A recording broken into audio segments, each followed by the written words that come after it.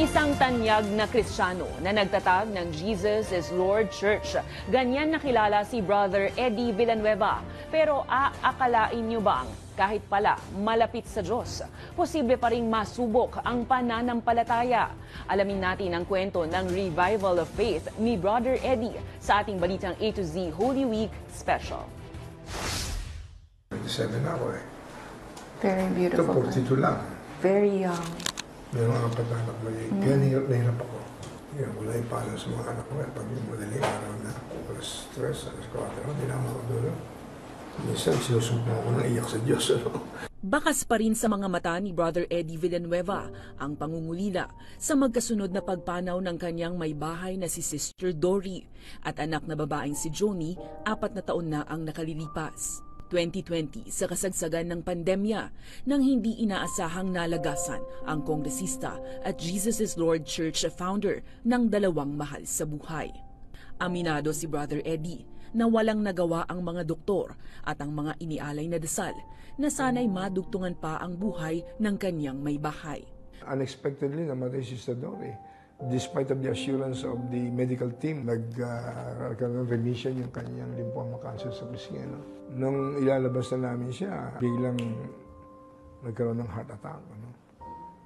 We could not accept it. Ang masakit, 2 buwan lang mula nang mabalo si Villanueva. Ang anak naman niyang si Johnny ang biglaang nasawi sa edad lang na 42. Kwento ng pamilya, bagamat may iniinda na palang sakit na vasculitis, tuloy pa rin sa pagseserbisyo ang noon ay alkalde ng Bukawi, Bulacan. Masyado siyang dedicated. Kahit may sakit na, narinig lang yung mga taga Baguio, umiiyak, mga farmers, nabubulok yung mga gulay. Height of COVID yun. Punta sa Baguio. 2 beses, more than 1 million worth of this. With relief goods, pinamigay sa lahat ng bahay. Eh, nung sabihin sa akin, huli na eh. Pinagalitan ko yung mga aid niya. Ba't hindi niyo sinabi sa akin? Kaya ang dami-dami nag-pray para kay Johnny, pero hindi gumawa ng himala ang Diyos.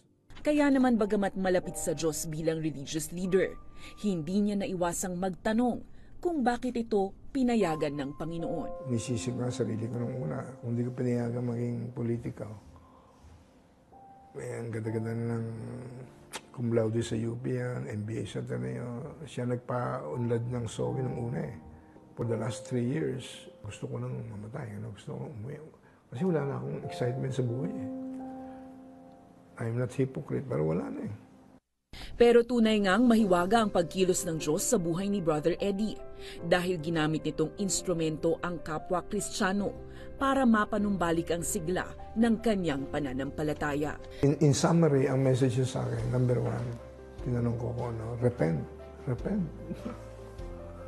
Ginagulat ako.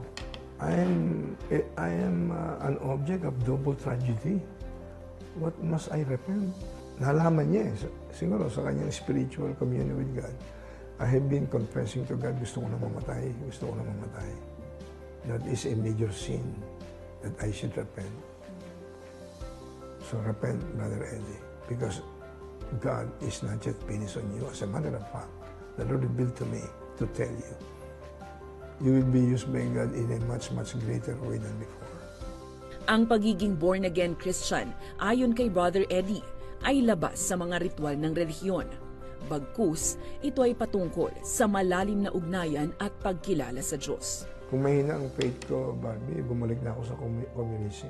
Ang naging consolation ko na lang, yung Word of God, sinabi ni St. Paul sa 2 Corinthians 5:8, to be absent from the body is to be present with the Lord.